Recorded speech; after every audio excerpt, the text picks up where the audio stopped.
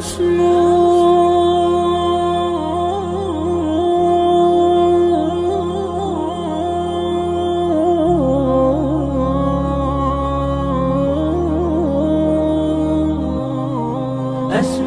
وأجتاز السماء جلالا، فأزيد أسراب الغيوم جمالا، وألون الدنيا بأجمل بسمة، وأكون للخير العميم مثالا.